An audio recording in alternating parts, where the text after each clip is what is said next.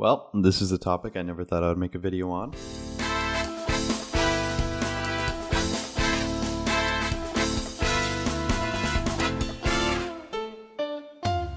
Genshin or Genshin Impact is a game I've spent an ungodly amount of time on. As you know, Genshin is the game that lonely losers with no social skills play to cope with the fact that they'll never be loved by a real human, so they put all their time into building a 1,000-year-old goat girl. But in all, Genshin is a guilty pleasure of mine, more so because of the fact that every time I open up the game and my friends see my active game on Discord, I'm called a pedophile.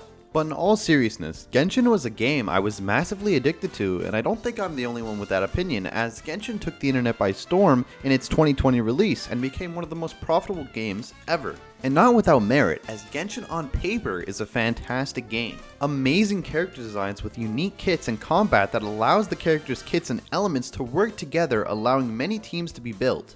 Genshin also has beautiful graphics with amazing region designs that make exploring the game super duper fun, and in connection to this, might I say just how underrated the OST is, as Genshin's OST is used in perfect connection with its regions just to show their culture and as a way of world building.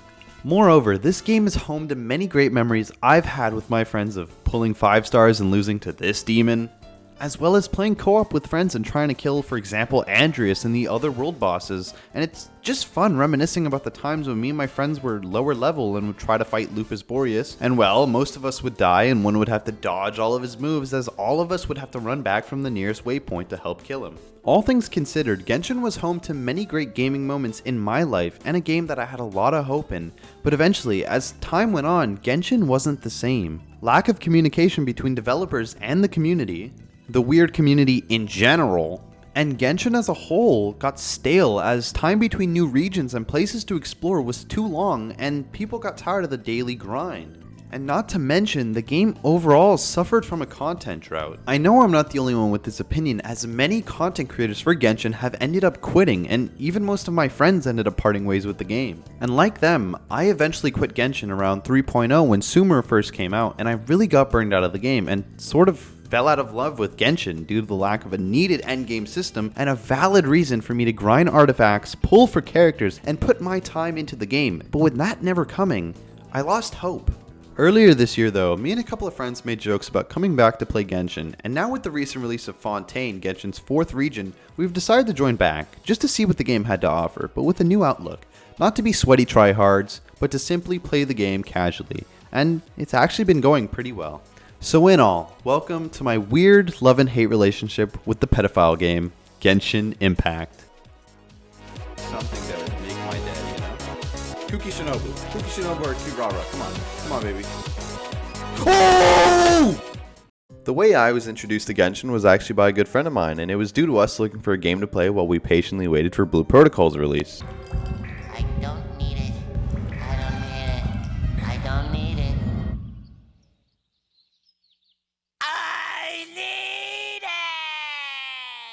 This was long before Genshin's actual release, so this led to me, him, and a couple of other friends also patiently waiting for Genshin to come out. In all, I pretty much started playing Genshin as soon as it came out, and like I mentioned before, 1.0 Genshin was fantastic, but it did have its flaws. 120 resin, having to pick up artifacts allowing stuff like this to happen. So 3, 2, 1, and scammer gets scammed, buddy. Spending resin to play events, and much more. Even though the game was very flawed, the positives were amazing. Firstly, the regions were breathtaking to explore, as Mondstadt being the first was a great introduction to the world of Genshin and the core gameplay. The first couple of story quests were really cool, except for this one. In general, the game was really fun, as exploration of these regions was incredible, and I have to praise Hoyoverse on doing such a great job with just how real and fleshed out each region is, and once again, how rewarding the exploration feels in Genshin. Like finding all of a region's oculuses and chests was really good, and the combat in the overworld was fluid and fun. Not to mention grinding primos from chests, quests, and events. I also have to mention, before we start talking about the other regions, how Genshin's OST contributes to how each region feels. You have calm and somber songs,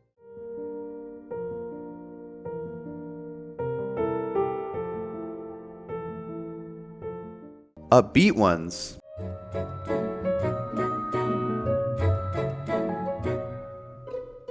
really good battle themes,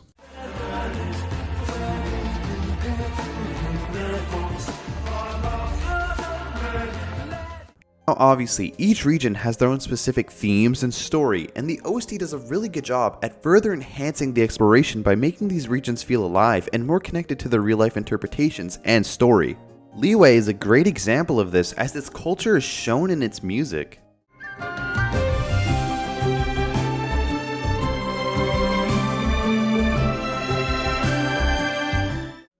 Liyue overall was a great place to explore as it's way bigger than Mondstadt and had an even better story and introduced some really cool characters and the two that everyone simped on. Hu Tao versus Ganyu enjoyers was kind of like the Bloods versus the Crips of Genshin Impact. Speaking of characters, let's get into the gacha, as pulling in Genshin Impact is exhilarating. The feeling of pulling a 5-star was a dopamine rush, and farming Primo Gems was its own obsession.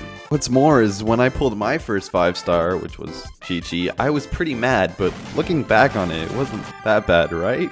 The best part was that Genshin kept getting better, and shortly after 1.0, Dragon Spine released, and in my opinion was fantastic, even though it took like 2 days to finish exploring it all. But those hours getting lost in the snowy terrain were beautiful, and it has some of my favorite OSTs in the entire game.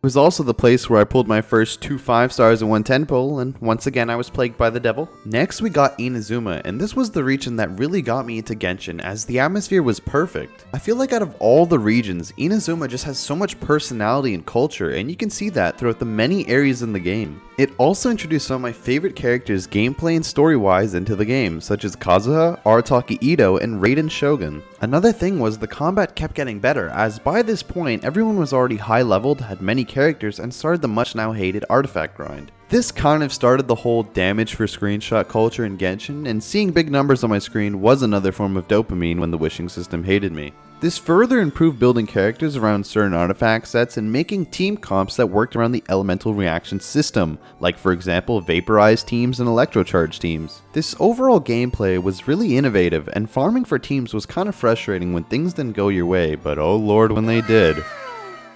Over time, Genshin started to lose that magic it once had, as even before Sumeru came out, people started to get tired of the game lacking content with multiple bad patches releasing in between Sumeru's actual release. We did get Inkonomiya and the chasm in between Inazuma and Sumeru, and don't get me wrong, Inkonomiya is one of my favorite areas in the entire game, and the chasm is, in my opinion, pretty okay. But by the time they came out, everyone was already tired of the patch formula of adding in Mario Party ass events and maybe if you were lucky a new 4-star as the main content. By the time Sumeru was released, people were fed up with the lack of actual long-lasting content and wanted to play the game more, but with no true reason to grind the game, as the developers published an article announcing Genshin would not have an endgame system. Many players, including myself and friends, lost hope in Genshin actually listening to its players' demands, and therefore losing hope in Genshin. I still really enjoyed exploring Sumeru, but stuff like the lack of a skip button on cutscenes where they literally have an NPC with the same model talking. Like, I'm sorry, I don't care about random NPC number 35. The worst part is if you don't care about the story, you have to sit through cutscenes with random NPCs that go on and on about nothing until around the last 10 minutes of an Archon quest, if you're lucky, where a cool cutscene plays. But for most of the world quests, they don't even have voice acting, neither the cool cutscenes, so if you don't care about the story, you have to sit there and wait for hours for it to end. And don't even get me started on these stupid creatures with this stupid quest line. Like, why is this 14 hours? Like, why? This doesn't need to be 14 hours.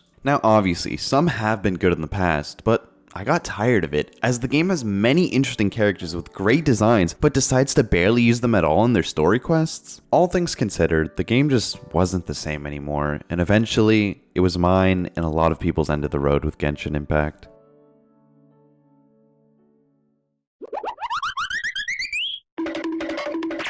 Hopefully you've gotten the picture that I have a soft spot for Genshin, and that's because, well, it's one of my favorite games. Listen, I get it, but if anything, that makes this just as justified, as for 2 years, Genshin Impact was the only game I really played, and that made the flaws more apparent. In between new region releases, Genshin would have many patches that had barely any content. This would mean that players would have to spend 30 plus days, with the most content being a new character and like 2 Mickey Mouse events. To specify, I'm not saying that all the events are inherently bad, but the majority of them are very lackluster and only award a small amount of Primo Gems. Additionally, on the topic of Primo Gems, Hoyoverse, especially at the release of Honkai Star Rail, showed just how much the communication between developers and the player base is almost almost non-existent. What I'm referring to is the fact that many features and quality of life mechanics have been added to Honkai Star Rail already, whilst it's only on its third patch, might I add, compared to the $4 billion game that is Genshin Impact, which for whatever reason decides to barely listen to their players and be stingy with rewarding their players compared to how Honkai Star Rail rewards and communicates with their player base. For example, the anniversary was embarrassing on both sides. Obviously, it's not cool to review bomb a game, especially games that are completely uninvolved with the entire situation. It's also not cool to attack the developers,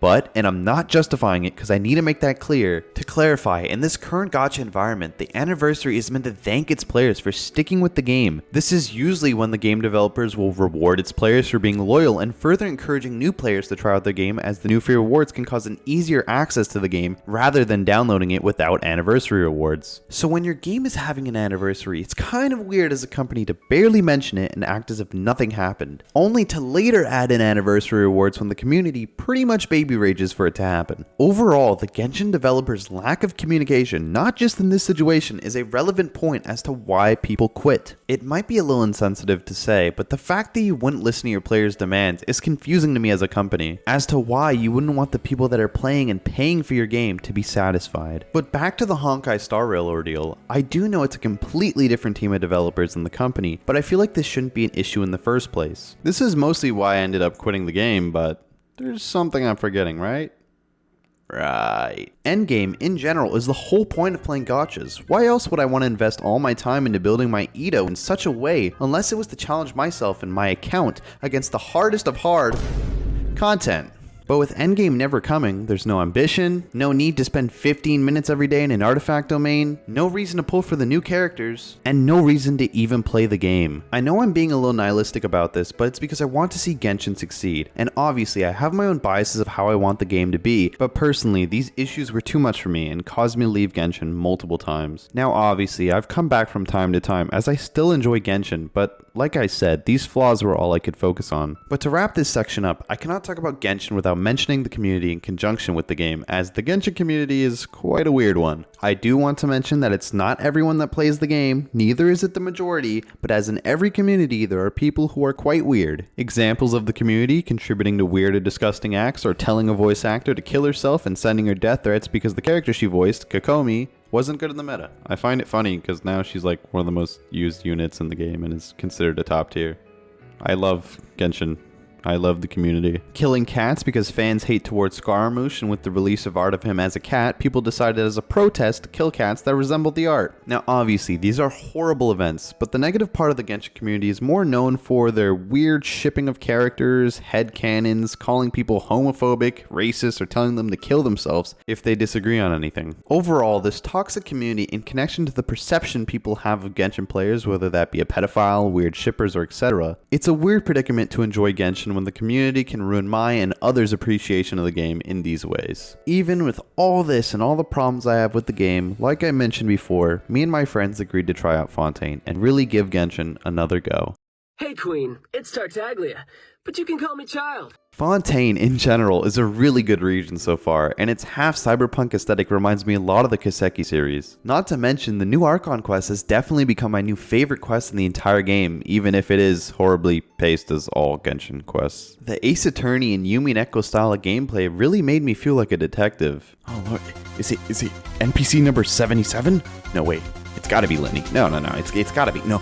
Wait, it was random NPC 90? Overall, Fontaine, from its OST, the new characters, and the exploration, it's kind of brought me back. So much so that I kind of got caught up by finishing most of Sumeru, even if that meant doing the stupid R&R quests. Listen, I have to make this clear. It doesn't mean that the game is super duper great. It still lacks the much needed skip button, the endgame system, and has all the previous problems I mentioned before. But realizing how the communication between the players and the developers in Genshin is like talking to a wall, I don't think any of it will be coming anytime soon. Fontaine has kind of brought back my enjoyment of the game in a different way, as all of my friends being in a Discord call playing Genshin, us losing 50-50s and stealing each other's materials, the artifact grind, all of it. It's sort of come back. Overall, Genshin is not perfect, and I don't think it will ever be, but coming back to play has opened my eyes to the fact that I can still enjoy Genshin, even though it will never live up to my expectations. I'm saying this with all certainty that I might completely contradict myself later, and once again quit for a couple of months, but even if it's just for now, I'm enjoying myself. So if your question is if you should start playing Genshin again, my answer to that is it depends on whether you can change your overall views of the game. Seeing the game as a more casual experience rather than trying to be a tryhard, getting every 40 to 50 crit value artifact or trying your hardest in the abyss. Don't get me wrong, if that's what you enjoy, it's still kinda here, as every patch adds in new artifacts that change playstyles, and the abyss has gone harder even if it is just a simple increase in health bars and making enemies that go underground. Like, why are these a thing? What were you thinking, Hoyoverse? But back to what I was saying, if you truly want something more rewarding for the amount of time and effort that you put into perfecting your account, first off, go outside. Second, play Epic 7, I don't know.